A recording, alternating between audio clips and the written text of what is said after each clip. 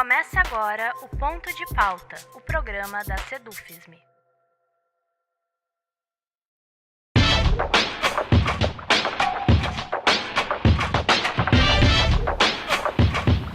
No dia 27 de janeiro de 2013, Santa Maria viveu uma madrugada que ninguém jamais esquecerá. O incêndio da Boate Kiss ficou marcado como uma das maiores tragédias do país e a maior do estado. Naquela noite, 242 pessoas foram vitimadas, além de centenas de feridos que até hoje vivem as consequências do incêndio. No próximo domingo, dia 27 de janeiro, completam-se 6 anos da tragédia. E com o passar do tempo, o sentimento da perda se mistura também ao sentimento da injustiça. Especialmente falando, por exemplo, da negligência dos poderes públicos, que sempre, desde o início, foi um dos principais focos da indignação. Para falar um pouco sobre esse tema, o ponto de pauta de hoje conta com a presença do vice-presidente da Associação de Familiares e Vítimas e Sobreviventes da Tragédia de Santa Maria, o senhor Flávio Silva, e também Karina Correia, mãe de uma das vítimas e integrante do movimento Santa Maria do Luto à Luta. Além disso, o programa de hoje também conta com a presença do jornalista Fritz Nunes. Eu sou Rafael Balbueno e o nosso ponto de pauta de hoje são 6 anos da tragédia da Boate Kiss. Karina, Flávio, muito obrigado pela atenção de vocês e disponibilidade em conversar conosco. Muito obrigada pelo espaço, porque eu acho que, embora tenha passado 6 anos ou passe 10, a gente sempre tem que voltar no assunto para evitar que isso ocorra de novo. Então, é um assunto muito atual, porque a gente vê que hoje em dia, em todos os lugares, ainda tem habites, tem alvará dos bombeiros, né? Então é muito importante, então eu agradeço pelo convite. Perfeito. Para começar, seu Flávio, depois desses 6 anos de luta por justiça, qual o balanço que se faz? Quais foram as conquistas do movimento e quais foram também os momentos mais frustrantes do passar desses 6 anos? Primeiramente, Rafael, eu quero agradecer a Sedufisme por mais uma vez abrir os microfones, vamos dizer, para a gente poder falar sobre essa tragédia.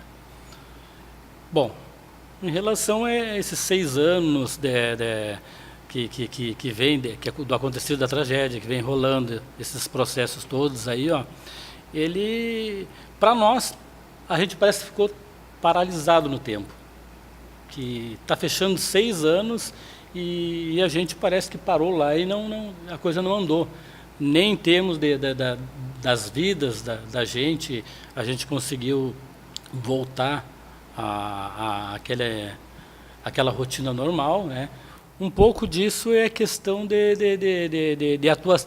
da atuação da justiça, tanto nos processos que apuram a responsabilidade dos homicídios, tanto naqueles outros que acabaram sendo arquivados pelo Ministério Público sem uma justificativa que plausível, vamos dizer, né?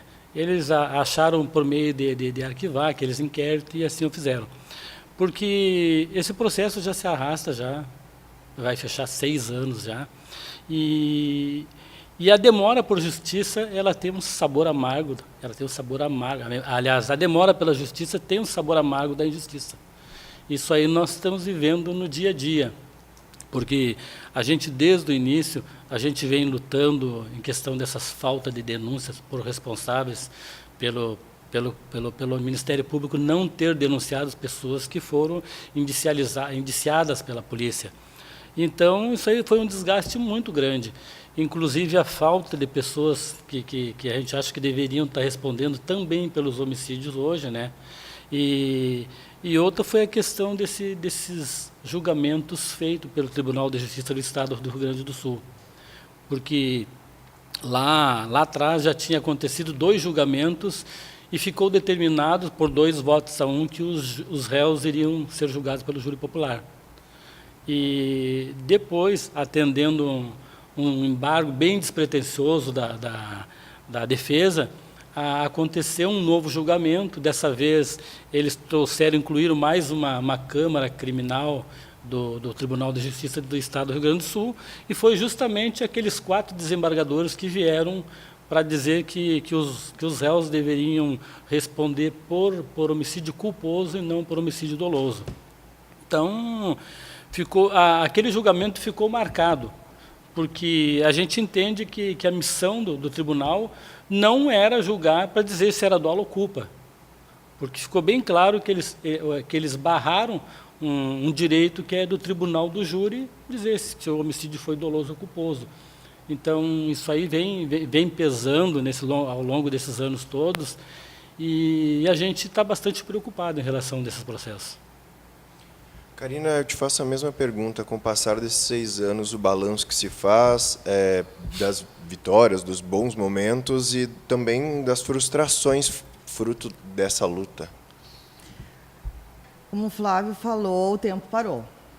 Ele parou porque, eu acho que acontece comigo, deve acontecer contigo também, Flávio. Os pesadelos, a gente tem isso decorrente todo dia, isso dorme de noite 3 horas. A minha insônia sempre 3 horas. Eu vivo aquilo, tudo de novo, levanto, dou uma caminhada. Então parou a vida. Ela seguiu, tipo assim, eu tenho um outro filho, vou voltar a trabalhar, mas aquela noite nunca vai sair. Eu nunca vou esquecer do rosto da minha filha, eu nunca vou esquecer do desespero que foi procurar ela e não achar ela, e ficar sem notícia dela, até descobrir que ela estava morta. Então, isso aí é uma coisa que vai sempre doer. E passados esses 6 anos, o que mata nós, a míngua mesmo, é saber que tu não teve o amparo da justiça. Não teve aquele amparo, não. Nós vamos pegar vocês, nós vamos ver o que a polícia fez. Os promotores eram para ter pegado a gente no colo e, tipo, não, vamos socorrer vocês. Mas o que eles fizeram?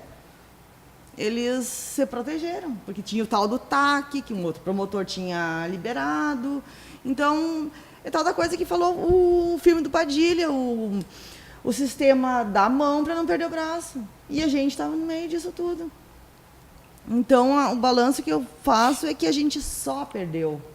Porque tu não ter uma justiça para a morte de um filho é como se tu tivesse manchado a imagem dele. Então, eu acho que todos nós que estamos assim à frente de tudo, assim, do movimento, e acho que todos os pais, é que a gente sempre vai gritar por eles, porque eles ainda têm nome, eles têm amor, a gente tem amor por eles, então não tem como a gente esquecer o que foi feito, a injustiça que foi feita com eles. Então, a gente não tem pontos positivos nenhum, porque a gente não conseguiu nada. Eu acredito assim, eu tenho esperança no processo que foi mandado para a OEA. Então, onde o Brasil vai ser julgado, né? Então, isso vai demorar, mas essa é a esperança que eu tenho. Que tudo que a gente falou, que a gente brigou, vai ser comprovado. Outras pessoas vão ver que o Ministério Público estava envolvido, que a Prefeitura estava envolvida, que tinha um monte de gente grande e que a gente não era um monte de louco gritando na rua. Então, a minha esperança é realmente a OEA. Porque eu não acredito mais aqui. Eu acho que a revolta dói, sabe? Dói. Mas a gente vai fazer o que tiver que fazer por enquanto a gente ter força que a gente vai fazer. Mas a minha esperança está na OEA.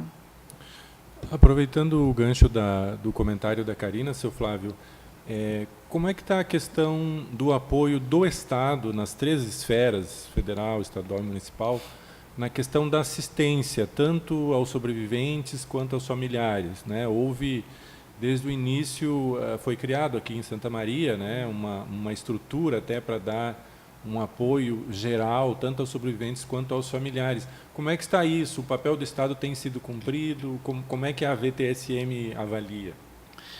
Bom, esse pacto foi feito lá em 2013, logo que ocorreu a tragédia, né? O governo federal, eles fizeram investimento lá no CIAVA, no próprio CIAVA. E então, o que ficou acertado? O CIAVA faria todo aquele atendimento às vítimas, prestaria todo esse atendimento, e o Estado do Rio Grande do Sul, ele entraria, ele participaria, a missão do Estado era fornecer o medicamento todo. Então, as pessoas eram atendidas lá no CIAVA e com as próprias receitas lá, elas já saíam de lá, e o CIAVA mesmo, o USME mesmo fazia a dispensação daquele medicamento fornecido pelo Estado. Isso aí funcionou em 2013. Logo que terminou a remessa do medicamento, em seguida assumiu o governador Sartori, e aí não se conseguiu mais nada. Não veio mais medicamento do Estado. E o medicamento que as pessoas ainda conseguiram do Estado foi aquelas que entraram, tiveram que entrar com processos judiciais para conseguir esses medicamentos. Alguns deles, poucos, naqueles processos administrativos via a 4ª Coordenadoria Regional de Saúde, né? E a parte do município foi criado o Acolhe, né? O Acolhe Saúde. Então ele vem desde 2013, prestando aquela assistência toda, apesar de muita gente também se socorrer lá no CIAVA, no USMA, né? E vem fazendo. E o que se mantém hoje é só o Acolhe, porque o Estado não se conseguiu mais nada do Estado. E do governo federal também não. Mas tratamento médico, por exemplo, a questão daqueles que tiveram queimaduras e tal, recebem um apoio ou não? Tem alguém, tem muitos sobreviventes que ainda têm vínculo lá com o CIAVA. Aquele pessoal que tem problemas de pulmão, que vão lá, são acompanhados pelos pneumologistas, que fazem fisioterapia, e elas receitam ainda medicamento, tem um consumo grande desses medicamentos por parte desses sobreviventes. E alguns estavam fazendo estavam indo aquelas consultas pré-operatórias, né? Porque tem muitos deles ali, a grande maioria, que precisam de cirurgia para corrigir, no mínimo, um pouco daquelas marcas dessa tragédia, né? Que tem principalmente as meninas, que tem algumas que ficaram com o corpo bastante danificado, né? Umas queimaduras muito feias para a mulher, esteticamente, né? Não se tratando só da estética, também é um direito deles, né? É um direito do cidadão a que o Estado, né, forneça dê um amparo, né, decente e humano para eles. E questão de medicamentos. Aqui o município ele fornece aquelas medicações mais simples, né? E o que nós conseguimos de medicação foi através de procura de parceria com as farmácias. Isso aí lá em 2015, Sérgio, porque a gente vendo aquelas pessoas procurando com necessidade, não tendo condições de comprar o medicamento, a gente procurou as farmácias e conseguiu. A farmácia São João, ela foi a única que respondeu o nosso pedido, e lá tem 39 sobreviventes e entre eles familiares cadastrados que recebem medicação tanto para o estresse pós-traumático, né, e para tratamento do pulmão também. Então, a gente se socorreu lá com o intuito de que a São João nos auxiliasse por alguns meses. E o ano passado, agora em agosto, fechou 3 anos desse contrato, e aquela preocupação bate de novo, né? Porque dia a dia as pessoas continuam indo lá na VTCM, carimbando as receitas, indo pegar o medicamento na São João. Então, tem aquela preocupação que a gente não sabe. Eles ajudaram bastante. Se eles derem continuidade para nós, é melhor ainda, porque eu tenho falado isso, Sérgio, para os nossos filhos, nós não tivemos a oportunidade de buscar um comprimido para eles. Mas aquele sentimento de pai, né, faz com que a gente se preocupe e jamais deixe essas pessoas desamparadas, né? Porque eu acho que é o mínimo que a gente pode fazer. E a gente, por enquanto, está conseguindo. Karina, como que tu vê essa questão da assistência do Estado, assistência pública em termos médicos, psicológicos, a própria assistência, né? Essa relação, essa questão do pós-trauma também que o seu Flávio fala. Se eu te falar que, assim, ó, eu fui fazer a perícia, né, no INSS, e o médico perguntou onde é que me tratava. Eu digo, não, me trata no Acolhe, né? Ele, não acredito, já passou 5 anos e vocês não estão curados ainda? 5 anos já passou o luto, não é para o governo estar gastando mais dinheiro com isso. Nossa, aquilo assim me chocou de uma forma, porque era um médico falando. Eu digo assim, doutor, eu não durmo ainda. Passados 6 anos eu não durmo, 5 anos eu não durmo. Eu acordo aos gritos, eu tenho flashback. E não, mas isso assim não é problema, isso é normal de todo mundo. Não sei o que, deu bate-boca, foi aquela coisa toda, né? Então, tu vê isso ainda hoje. Na classe médica, tu vê isso. Tirando, claro, os psicólogos, os psiquiatras, que, gente, são profissionais incríveis, né? Que a gente teve todo o amparo, né, deles. Mas isso, assim, nos termos, são outros tipos de médico que falam esse tipo de coisa. Daí eu acho que a mesma coisa ocorre com o governo, com questão de dar essa assistência que a gente precisa. Porque já passou, então vamos esquecer, vamos botar debaixo do tapete essa gente, vamos esquecer eles. Eu acho que é isso que eles pensam. Eu creio que seja isso. Só que como o Brasil nunca passou por uma guerra, não tem tragédias naturais, não tem isso, então as pessoas não se preocupam muito com o lado psicológico. Então, com o estresse pós-traumático, que é uma coisa muito grave e que todos nós temos, né, sendo pais, sobreviventes, para eles pior, porque eles viram tudo ali, eram tão jovens, sabe? Então isso aí vai ficar eternamente para eles, né? Então o que a gente vê é que as pessoas não têm preocupação com o lado psicológico, o lado psiquiátrico, e todos nós ficamos doentes. Não tem, e é uma doença que não aparece. A doença é a depressão que tu continua rindo, tu come, tu dorme, embora pouco, mas tu dorme. Mas ela vem e ela é devastadora. Então tu não sabe nunca quando tu vai estar bem. Ela não é, Flávio. Tem dias que a gente não levanta da cama. Tu não consegue levantar da cama. Tu não consegue escovar o dente. É uma coisa assim, isso não acontece só comigo, acontece com 242 mães, pais, avós, irmãos, sem falar nos que já se foram. Meu pai morreu menos de um ano que a Tanice tinha falecido. Meu pai só chorava. Ele só chorava, gente. Eu via ele chorando eternamente. Ele dizia assim, eu não quero, o que minha neta passou, eu não pude salvar minha neta. Sabe? Daí eu fico pensando, quantas mais pessoas tem assim? E os sobreviventes, a gente não tem esse apoio. Eu acho que o que o governo que devia fazer, que era, vamos cuidar dos sobreviventes, porque eles têm que se tratar, tipo assim, os que tiveram problema no pulmão, que até uma sobrevivente falou comigo que estava com suspeita já de efizema, uma guria com 24 anos. Todo o pulmão dela, porque tinha uma mancha preta que não sabia o que era, e ela estava muito preocupada. Eu disse assim, olha, não, calma aí, vamos ver, né? Eu vou contigo lá na consulta, se tu quiser. Ela, não, eu prefiro ir sozinha, não sei o quê. E eu estou esperando a resposta dela, só que eu vi a preocupação de uma menina de 24 anos, de uma preocupação, tipo assim, eu vou morrer sem ar. Sendo que ela já passou tudo, que ela tinha 70% do corpo queimado, que tem tudo aquilo que ela não pode trabalhar no verão, porque a queimadura não transpira. Então, o calor que a pessoa sente como se ela tivesse queimado, se ela estivesse se queimando eternamente, né? Então, ela passa constantemente no ar-condicionado. E quem não tem isso, gente?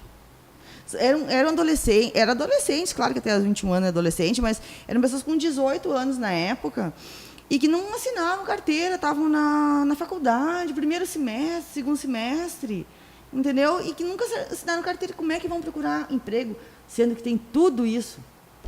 Então, o INSS não está preparado para nós, o governo não está preparado para nos dar remédio. E os remédios psiquiátricos, assim, para transtorno psicológico, eles são assim, se tu passar 15 dias sem tomar eles já não funcionam. Então, tu vai ter que passar mais 15 dias tomando para ver se eles funcionam. Entende? Então, é um uso contínuo. Não tem como tu parar, esperar, entrar na justiça, isso e aquilo, e mais aquela correria. A gente tem aqui a parceria com a São João, que ainda bem que está socorrendo nós, entendeu? Que é uma empresa particular e que se compadece de nós e está isso. Enquanto o governo, que era mais uma vez para amparar nós, empurra nós para debaixo do tapete, que é uma coisa feia que aconteceu, vamos esquecer essa gente, vamos... Eu acho que é isso. É revolta de tudo que é lado, na verdade. Aproveitando o gancho da Karina aí que falou essa questão do INSS, porque eu acho que isso aí é uma coisa que deveria ser revista, porque a gente sabe que o INSS tem um processo contra os réus, que eram os proprietários da boate, em relação a despesas que eles estão tendo com alguns funcionários que trabalhavam na casa noturna e outros mais. Então, eu não vejo por quê. Se uma vez é um direito do cidadão, que ele tinha vínculo empregatício, né? E ele travou, não pôde trabalhar por motivos, tem vários motivos que podem levar isso aí, né, dela para cá, continue. É uma obrigação dele, É uma obrigação dele pagar esse salário, já que é um salário vergonhoso, é praticamente esmola esses auxílios que o INSS dá. Sendo uma vez que eles vão responsabilizar alguém, que responsabiliza inclusive o Estado, porque o Estado tem grande responsabilidade, né, na questão da tragédia, porque foi por falhas tanto do Estado como do município nessa questão das omissões que ocorreu a tragédia. Então, isso aí, eu acho que essas pessoas têm sim direito a esses benefícios e depois o INSS que cobra de quem tiver que cobrar, seja de proprietários, do Estado, do município. Aí é uma questão que não compete a quem está precisando desse benefício, né, se envolver e justificar. Seu Flávio, aproveitando aí, vocês ambos falaram sobre essa questão da omissão do Estado e também da falta de responsabilização dos entes públicos em todo o processo que culminou na tragédia, né? E aí até a Karina levantou que ela tem ainda uma expectativa em relação à denúncia na Corte Interamericana, né, de Direitos Humanos. O senhor tem alguma informação de como é que está a tramitação disso, qual é a expectativa, enfim? Tenho. Antes eu vou falar um pouquinho sobre essa questão da falta de denúncia, essas falhas que aconteceu aqui no Estado por parte do Ministério Público do Estado do Rio Grande do Sul, que houve aqueles arquivamentos contra a improbidade administrativa que ele deixou uma grande dúvida, porque eles ganharam por um placar de 6-4. 4 procuradores votaram contra o arquivamento e com uma justificativa muito forte contra esses arquivamentos. Mesmo assim, o procurador do Conselho Superior do Ministério Público arquivou esses processos e a gente tentou rever até pelo Conselho Nacional e eles acabaram não, né, dando expectativa e depois acabaram não querendo se envolver. E questão desse processo que tem na Comissão Interamericana de Direitos Humanos, a gente vê eles com o meio, como é que se diz, o meio mais próximo de que haja alguma punição. Mas infelizmente o meio que eles punem, no caso, se houver punição, vai ser contra o Estado brasileiro. E essa punição é via uma indenização por danos morais. Porque dinheiro nenhum vai trazer os nossos filhos de volta, vai conseguir recuperar a vida daqueles quase 690 jovens, que muitos deles ficaram com marcas que jamais vão esquecer essa tragédia. Então, mas é o único meio que a gente vê que é capaz de realmente haver uma punição. Mas isso aí para nós não é justiça. Essa questão de entrar nesse processo e vir algum ressarcimento financeiro, para nós não... Mas seria uma questão de desculpa, sabe? Pedir desculpa, olha, desculpa, Brasil, o Brasil matou a minha filha, desculpa por eu ter matado tua filha. Tu não era louca. O Flávio não era louco. As pessoas que nos apoiaram não eram loucas. Nós estávamos certos. É isso, sabe? Ter tipo assim, levar uma memória para minha filha. Não, gente, eu acho que eu fiz o que era certo. Eu não podia deixar cair no esquecimento esse tipo de coisa. E ajudar para que não aconteça de novo. Tipo assim, chamar atenção, gente, sacudir, sabe? Eu achei que no primeiro ano, que depois que aconteceu tudo, eu digo, não vai haver uma mudança, não é possível. Vai ter uma mudança, só que a gente viu que não teve. Sabe? O judiciário é muito... é muito falho. Conservador. Não teve aquela mudança. Assim, o Brasil está vendo as coisas acontecer, as pessoas boas sofrerem e ninguém toma uma atitude, não, peraí, gente, vamos para frente, vamos mudar. Não tem isso, sabe? E eu acho que através da OEA, como o Flávio falou, nenhum dinheiro nunca vai tratar meu tratamento psiquiátrico de qualquer um, não vai tratar os pesadelos que eu tenho, vou continuar tendo, acho que pro resto da vida. A falta que eu sinto da minha filha vai ser pro resto da vida.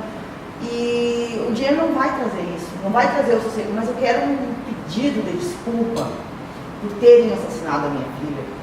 Alguma forma de envergonhar o país, sabe? É isso que eu procuro, que eu acho, que eu espero, né? Então é o que eu penso. Voltando nesse ponto desse processo da Comissão Interamericana, agora, questão de uns 3 meses atrás, a Comissão Interamericana de Direitos Humanos esteve no Brasil. Ela ficou por 5 dias aqui, visitou... Aqui em Santa Maria, inclusive? Não. Ela visitou 5 estados brasileiros. Então, através da advogada da Câmara, Leora Soares, que intermediou, a gente, através de uma ONG, a gente participou, a associação participou dessa reunião com a comissão em São Paulo, né, onde o Paulo Carvalho falou a questão das nossas violações e nós agora, a questão de um mês atrás, a gente entregou um relatório para uma ONG que tem uma cadeira lá na comissão. De que a gente tem a expectativa de que a partir disso aí agora as coisas comecem a andar mais rápido, porque esses processos lá estão muito lentos ainda, porque eles estão tentando combater todas aquelas violações que estão acontecendo agora, que não são poucas, né? Então, a tragédia da Kiss, ela foi colocada num patamar lá como uma das tragédias que mais chocou nos últimos tempos. Então, agora daqui para frente a gente espera que comece a tramitar com uma rapidez maior isso aí, lá na comissão, porque no momento que eles receberam, no momento que eles abrirem e realmente aceitar o processo, aí o que acontece? Eles vão intimar o Estado brasileiro, né, para que ele justifique essas cobranças todas que a gente vem ligando naquela petição. E a partir dali, a gente tem a informação que a coisa tramita com prazos, né?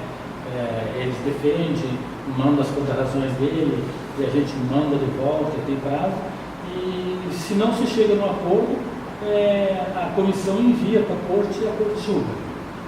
A corte julga, como eu disse, quem vai ser canalizado é o Estado brasileiro. E a gente acha que quem deveria arcar com o futuro, com a responsabilidade, seriam as pessoas que provocaram esse dano todo. E outra questão, Luiz, é a questão da justiça. Em relação a todos aqueles desmandos que têm vindo do judiciário. Então a gente tem motivos suficientes para ficar preocupado. E um deles é o último julgamento que aconteceu em Porto Alegre, relacionado aos réus que respondem pelos homicídios, onde deu empate de 4-4, por 4 votos, ficou determinado com o voto de Minerva, do presidente, que os réus não iriam a júri popular. Mas antes desse julgamento aconteceu um fato desastroso, porque a gente entrou, aí fomos muito recomendados pelo desembargador presidente daquela sessão, o Silvio Batista Neto, a qual falou que se alguém se manifestasse, qualquer manifestação, colocaria todo mundo para fora. E abriu a sessão lá, e daí o relator, quando começou os trabalhos dele, o relator Vitor Barcelos, o desembargador Vitor Barcelos, ele já iniciou o relato agredindo as famílias, dizendo que nós éramos raivosos, rancorosos e vingativos, que nós queríamos a vingança. E já se manifestou também o Silvio Batista Neto e outro desembargador lá, não lembro o nome agora. E nós somos atacados covardemente, porque eu falo covardemente porque quando tu não tem o direito de ter uma universidade de te defender, o ataque é covarde. Então aquilo ficou atravessado até hoje. Então eu só não reagi, porque quando ele começou com essas agressões, eu levantei e senti, eu digo, olha, nós não viemos aqui para ser massacrados, porque o que está em julgamento aqui não é nada que venha, que fale da gente. Eles teriam que falar, teria que ler o relato relativo ao recurso da defesa, né, e o contra-recurso da assessoria da acusação. E, ao contrário, nós somos massacrados covardemente por esses 3 desembargadores.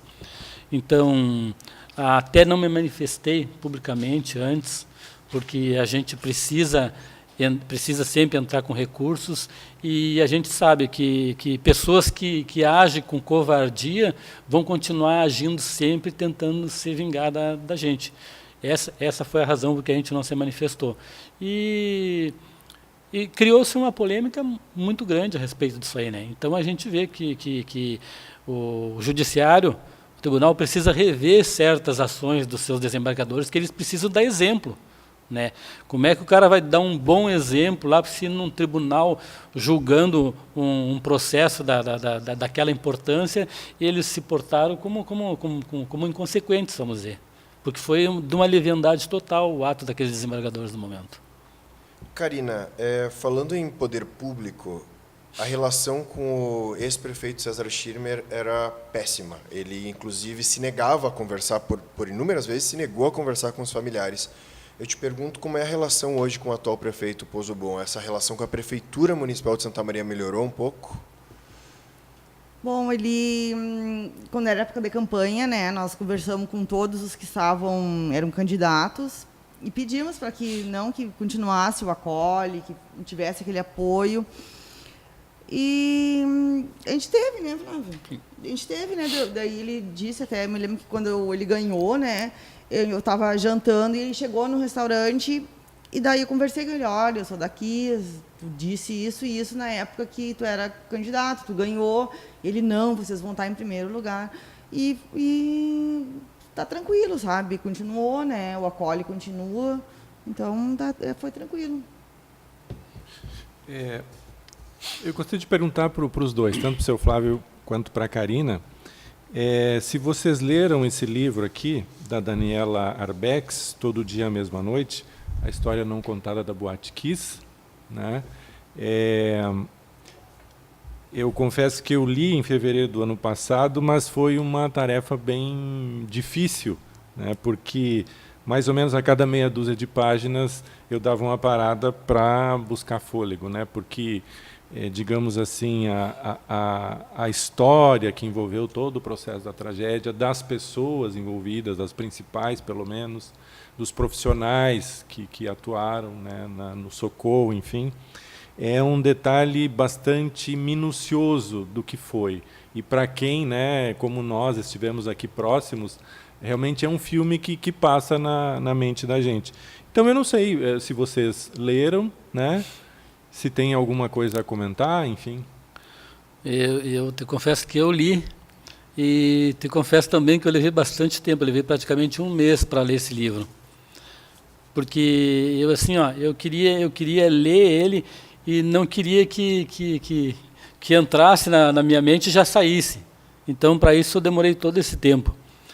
Então, li as partes dos relatos ali de vários pais ali.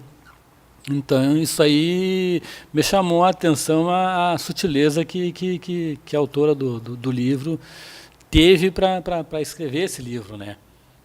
Que muitas coisas me chamaram a atenção, mas eu vou citar de duas pessoas. Uma foi sobre o que a Liliane, que hoje é secretária da Saúde do Estado, o que ela falou para a Daniela, e também o socorrista, o médico do SAMU, o Carlos Dornelles, que falou justamente o que a Karina tinha relatado para nós ali, que aquela noite era uma noite pacata, aquela noite calmo, que a calmaria era demais, era imensa.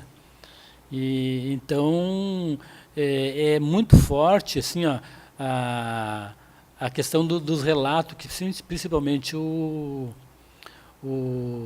médico, aquele de SAMU, falou, o Carlos Dornelles, que toda aquela questão que ele disse que não sabe, na hora quando ligaram para ele disse que ficou, né, em pânico, se mandou para o hospital e lá se apresentou no Hospital de Caridade e foi se colocando a atenção para ajudar nos desdobramentos, nos atendimentos todo, né? Então, o que chamou mais atenção nesse livro, além de todos os depoimentos que são muito importantes, foi essa questão desses dois que relataram coisas ali que realmente fica martelando, principalmente a parte da Liliane, que auxiliou toda na remoção dos corpos daqui lá para o centro desportivo, e na questão da colocação deles lá no modo que eles ficavam lá. Então, isso aí fez com que a gente revivesse aquele dia. Mas a gente ficou sabendo de muitas coisas ali que a gente não sabia. Como tem muitas coisas, a maioria das coisas que a gente não sabe ainda, não sabe se vai ficar sabendo antes de morrer, né? Porque tem muitas pessoas envolvidas com relatos muito importantes que ainda não apareceram, né? Mas eu achei muito bom, porque ela se preocupou em colher o depoimento do número máximo de pessoas, tanto dos que perderam na tragédia, dos familiares de vítima, quanto aquelas pessoas que trabalharam nos socorros e trabalharam em todas as etapas, né, tentando no máximo de dignidade apoiar também as famílias naquele dia que não vai sair mais da nossa cabeça. Karina. Eu não consegui ler. Eu comecei a ler, e acho que os primeiros relatos são de pessoas que foram socorristas, né?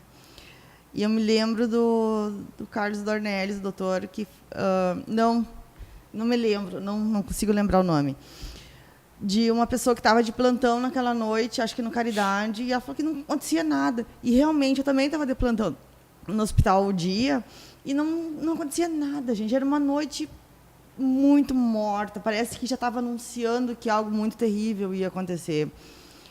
E quando eu li aquela parte, assim, eu nunca tinha comentado isso com ninguém. Eu nunca tinha comentado, mas realmente foi, né?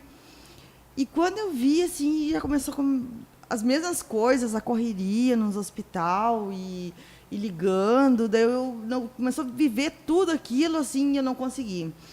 Porque aquela noite, eu lembro do cheiro ainda daquela noite. Porque eu me lembro que depois eu chamei uma colega para ficar no meu lugar, e daí meu irmão estava correndo, meu namorado Tanise também já estava correndo nos hospital, tudo. E eu saí do hospital e fui em direção à Caridade. Era um cheiro, gente. As ruas tinham um cheiro. Era cheiro de fumaça, E esse cheiro, eu ainda sinto ele. Conforme vai, assim, sei lá, a memória vem, eu não sei como é que é. Do nada, esse cheiro ainda vem. Então, quando eu comecei a ler o livro e vi as relatos das pessoas aquela noite, né, eu me vi naquilo tudo, assim, e eu não consegui. Eu já tentei ler, mas eu não consigo. Eu não sei se um dia eu vou conseguir, mas provavelmente eu vou conseguir, sim. Mas, por enquanto, ainda a ferida está muito recente. Eu não sei, eu acho que pouca gente sabe o porquê do título desse livro aí, Todo Dia, a Mesma Noite. Que poderia ter sido usado, como escreveram vários livros com títulos assim, fortes, que é de repente para chamar a atenção das pessoas, porque isso aí foi quando a Daniela Arbeck esteve em São Paulo para tomar os depoimentos, para falar do Paulo Carvalho, da esposa dele. Ele, por várias vezes, ele repetiu para ela: isso não sai da nossa memória, todo dia a mesma noite, todo dia a mesma noite. Então, ela disse que aquilo ficou matutando na cabeça dela, né? Eu acho que os relatos de vocês fecham com esse título, né? Quer dizer, essa questão a Karina fala muito isso, quase todas as noites, tipo 3 horas da madrugada, acorda, né? Então, nada mais é do que praticamente reviver todo dia aquela mesma noite. Né? Tu sabe, eu tenho uma filha mais nova, fez 23 anos agora, no dia 2 de janeiro. Então, ela saiu com as meninas. A jornalista? Isso, foram para uma festa, né? Então, ela seguida vai com as gurias, vai na casa de uma ou de outra, assim, e... Cara, a situação assim é complicada. A gente não dorme, e a mulher toda hora acordando e olhando no celular para ver que hora era. E a Gabi não ligou. Então, é uma aflição assim que ela acaba de tanto ela cobrar a preocupação dela, não que tu não te preocupe, acaba te deixando assim uma preocupação além do normal, né? Eu digo, fala além do normal, mas além do normal não é, que uma preocupação em relação ao filho nunca é além do normal. Mas a gente fica naquilo ali. Então, o que acabou? Nós ficamos prisioneiros dessa espécie de medo que, por mais que a gente saiba que os nossos filhos estão bem, estão na casa de alguém, enquanto a gente não ouvia aquele barulhinho da chave entrando, dizer, mãe, pai, eu estou aqui, cheguei, tu não vai pregar o olho e descansar nunca. Então, isso aí realmente ficou marcado. Eu não sei se a gente, até quando a gente vai com essa sensação de medo, porque eu já digo uma sensação de medo, essa preocupação, ela se transforma em medo cada vez que os nossos filhos saem, porque a Karina também tem uma filha moça quase da idade da minha. A idade eles têm que viver, o jovem tem que viver e se divertir, né? Mas a gente diz, vai que a gente vai ficar tranquila, mas só a gente sabe do sufoco que a gente passa quando um filho sai, enquanto ele não chega em casa. E a gente não pode privar eles, né? Porque é uma etapa deles, se descobrir, ter amigos, se divertir. Mas uma coisa que aconteceu com a Camille, ela não é muito de sair. Mas ela resolveu sair. Daí os amigos foram, tudo. Ela chegou no lugar, e até comentei com o Flávio, são festas que acontecem assim, tipo assim, eu tenho uma casa grande, eu vendo os ingressos, as pessoas vão na minha casa. Ou alugam um espaço e vão. Daí alugaram esse espaço e fizeram a dita da festa, da Camille chegou, disse que era um monte de gente, não tinha ar-condicionado, disse que não tinha saída de emergência, tinha umas janelas tapadas com madeira, como tinha na frente da Kiss, e ela entrou em desespero, ela se sentiu sufocada lá dentro, e não deu meia hora, ela estava em casa.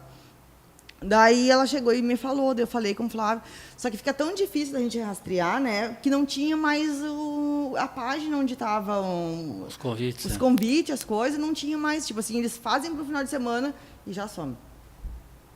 Sabe? Daí não tem como a gente cobrar da prefeitura, dos bombeiros, porque também eles são tão rápidos, né, e a gente vê a ganância ainda de novo, né, a ganância de pessoas mais experientes, né, que usam da curiosidade da juventude.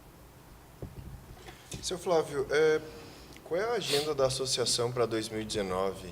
E para além da agenda, toda essa nossa conversa, na verdade, foi permeada pelo impacto da tragédia e da necessidade de vocês se envolverem nessa busca por justiça e do impacto disso na vida particular. Então, eu lhe pergunto qual é a agenda da associação para 2019 e também projetos particulares de vocês, o quanto o envolvimento nessa luta impacta também nessa questão de projetos da vida particular. O que eu estava falando ali, a questão dos nossos projetos particulares praticamente estacionou, né? Estacionou porque a gente vive praticamente dia e noite essa questão da tragédia. Porque a gente está sempre correndo, tentando fazer algumas coisas pelo sobrevivente, fazendo alguma coisa em prol da associação, algum trabalho social.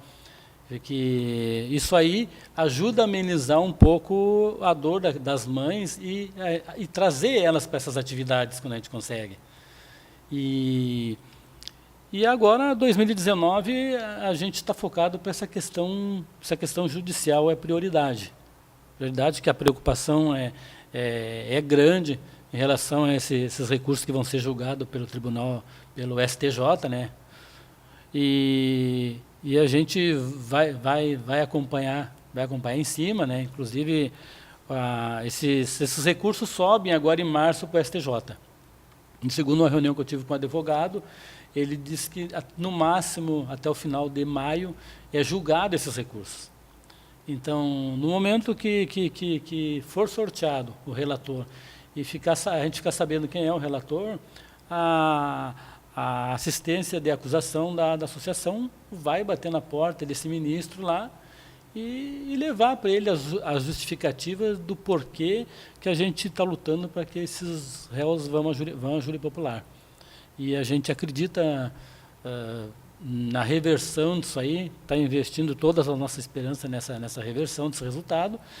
E, uma vez julgado lá, se ficar determinado pelo STJ que os réus têm que ser julgados pelo júri popular, o juiz aqui já pode marcar o júri, que não há nenhum recurso que tenha alguma coisa que possa impedir, né, a realização desse julgamento. Então, as nossas esperanças, as nossas fichas estão voltadas para isso aí, né? E também a ideia é de tentar uma agenda com o secretário de Saúde do Estado do Rio Grande do Sul, para mais uma vez tentar, junto ao Estado, para que o Estado volte a cumprir com as obrigações dele, que é o fornecimento de medicamento para esses sobreviventes e familiares que estão nessa dependência aí, ó, da farmácia São João, porque a gente não sabe até quando essa parceria deles vai durar, né? Então, seriam uns fatos assim de importância, e a associação vai focar nisso aí, nesse 2019, para ver se a gente consegue trazer de volta esse direito ao medicamento. Seu Flávio, para além das tarefas da VTSM, o senhor consegue dar sequências, atividades profissionais, suas, enfim? Eu confesso que não. Não, porque parei praticamente no tempo desde lá. Então a coisa é complicada. E eu fico pensando assim, ó, a hora que terminar isso tudo. Porque a gente não vem ali com algum papel que diga onde é que é a chave que vai nos desligar disso aí tudo, né? Então, além da preocupação de que se resolva todas essas questões, desses processos, e que essas pessoas sejam punidas, também a preocupação da gente conseguir se desligar um pouco disso aí e tocar a vida normalmente, né? Bom, da minha parte, uma última questão eu queria dirigir para a Karina, e esclareço a quem nos assiste que eu pedi autorização para a Karina para fazer essa pergunta, para que houvesse o entendimento de que não é uma invasão de privacidade. Mas nos pareceu, né, interessante que a questão particular da Karina fosse trazida, porque é interessante, foram 6 anos, né, estamos completando 6 anos de dificuldades, momentos de muita tristeza, mas há 4 meses que a Karina está com a sua vida bastante modificada, né? Isso se deve ao nascimento do Theo. Então, eu quero te deixar bem à vontade, Karina, para que tu expresse livremente o que sentiste ao ser mãe de novo. Foi bem assustador, sabe? Porque eu já não sou uma guria, né? E já vinha de uma carga pesada de tudo isso, né, que aconteceu com nós. Então veio o Theozinho. Daí o Theozinho é um bebê muito, muito amado, muito querido. E ao mesmo tempo, assim, que eu fico pensando como é que eu vou apresentar uma irmã para ele, que a família ama, e que foi tão injustiçada, né? Então, eu acho que é um trabalho que eu vou fazer. Sempre eu falo da Tanise, tem foto dela no quarto, eu falo, olha a outra mana, converso com ele, né? Mas eu acho que vai chegar um tempo que tudo no seu tempo, um dia, talvez com uns 10 anos, eu vá explicar, vá mostrar fotos do que foi aquilo, para ele ter um impacto, né? Para ver que por isso que a mãe tomou umas atitudes estranhas, fez algumas declarações que não eram viáveis, por isso que a mãe fez tal coisa. Então, é como as mães que perdem filhos, que depois têm outros, né, elas chamam de bebê arco-íris. Então, o Theo é meu bebê arco-íris, né, gente? É meu bebê arco-íris. Muita saúde para o Theo. Obrigada. Para encerrar, eu queria fazer uma última pergunta para vocês dois. A primeira pergunta foi o balanço desses 6 anos. E aí, no decorrer de toda essa nossa conversa, algumas palavras-chave foram ditas com alguma frequência. A gente poderia resumir que, ao invés do sentimento que se gostaria de ter passado esses 6 anos, que seria de acolhimento e de um pedido de desculpas, como tu disse, Karina, o que aconteceu foi justamente que o poder público se afastou de vocês e, com frequência, tenta desqualificar a própria intenção de vocês, porque tu comenta que, se pudesse, um dia queria chegar no momento em que o Estado brasileiro pedisse desculpa e falasse aquilo que tu estava falando não era um absurdo. O seu Flávio comentou que agentes públicos caracterizam como a luta de vocês uma busca por vingança. Então, a gente poderia resumir assim, passados 6 anos, o Estado brasileiro não só se afastou de vocês, como tentou caracterizar vocês a partir de coisas que desqualificariam as reivindicações? Eu acho que sempre é um tipo de estratégia, sabe, das pessoas dominantes, da classe dominante, é desqualificar a tua luta para que ele, mostrar um outro lado, olha, nós ainda somos os melhores, né? Sempre querendo desqualificar. Mas eu lembro de uma frase da Zuzu Angel, que ela disse assim, olha, coragem tinha meu filho, eu tenho legitimidade. E eu acho que isso se cabe muito bem a nós. A gente tem legitimidade de lutar e querer, sim, um pedido de desculpa por tudo esse sofrimento. E já vem um pedido de desculpa sendo os remédios para os sobreviventes, que a gente cuida como se fossem nossos filhos. E para a gente mesmo, entendeu? Um respeito de médicos, um respeito do judiciário para conosco. Eu acho que isso que a gente quer mesmo. Essa legitimidade de poder dizer, não, eu estou certa, sim, isso foi tirado. E isso que eu falo, essa dor que nós sentimos não é a mesma dor de uma mãe que perde um filho para o tráfico, ou aquela mãe de policial que morreu. A dor de mãe sempre, ou de pai sempre vai ser igual, gente. Só que a gente precisa ver esse cuidado. O Brasil precisa falar de luta, uma coisa muito importante também. A gente não fala de luta, a gente não fala de tragédias. E para a classe médica mesmo estar mais resolvida com isso, não só jogar para cima dos psiquiatras e dos psicólogos, mas do clínico geral, ou de um oncologista que... Como na Argentina, as mães de Cromagnon, que a pesquisa delas já se passaram esses anos, que a maioria dos pais tiveram câncer no decorrer do tempo. É uma pesquisa que os próprios médicos que cuidam das pessoas, da tragédia, viram. E como, no caso, a minha filha teve câncer no passado desses 6 anos, a minha mãe teve câncer. Então, são coisas que a gente precisa discutir, né? Eu acredito que seja isso. A coisa é muito complicada. Falando dessas falhas todas aí, inclusive do afastamento do ente público, principalmente do judiciário, falando, o cidadão, quando ele falha, ele comete algum crime, algum delito, o Ministério Público entra com tudo, com a denúncia, e o objetivo do promotor é enfiar o cara lá no fundo da cadeia e fazer com que ele pague pelo aquele erro, pelo aquele crime que ele cometeu.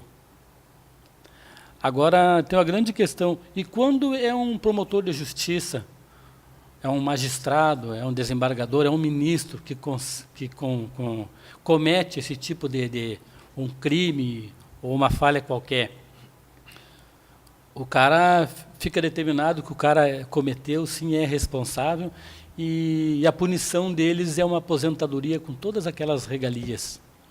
Então, eu acho que para o Brasil realmente entrar numa linha de que vai melhorar, eu acho que a punição tem que ser igual a todos, sem exemplo.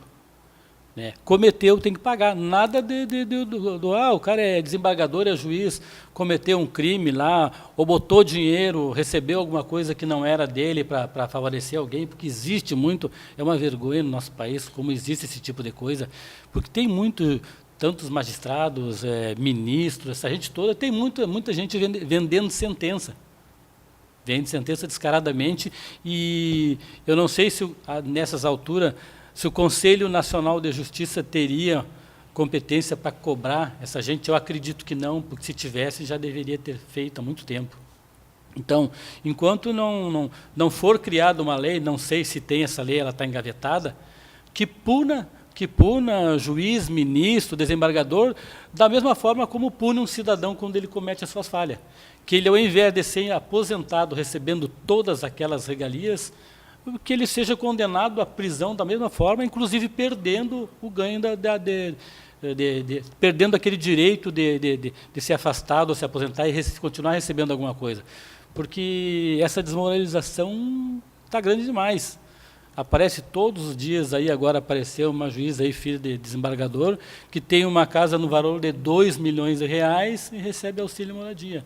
Enquanto esse tipo de crime continuar acontecendo no nosso Brasil, o Poder Judiciário não tem o mínimo de moral para cobrar de ninguém alguma coisa decente. Então, eu acho que o exemplo tem que partir de casa, eles têm que aprender a cortar da própria carne para dar o exemplo para o resto da nação.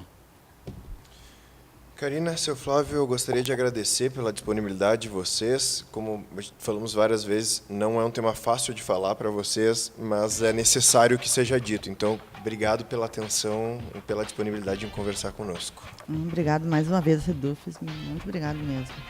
A gente que tem a agradecer a vocês pela oportunidade que nos deram, mais uma vez, né? Tá certo. Assim encerramos o nosso ponto de pauta de hoje, que contou com a presença do vice-presidente da Associação de Familiares de Vítimas e de Sobreviventes da Tragédia de Santa Maria, Flávio Silva, e também com a presença da Karina Correia, mãe de uma das vítimas da tragédia e integrante do movimento Santa Maria do Luto à Luta. Além disso, eu gostaria de agradecer a colaboração do colega jornalista Fritz Nunes. Essa edição do Ponto de Pauta, que, como de costume, estará disponível em podcast e em vídeo nas nossas redes sociais e no nosso site. O endereço do nosso site é www.sedufisme.org.br. Obrigado pela audiência e até a próxima.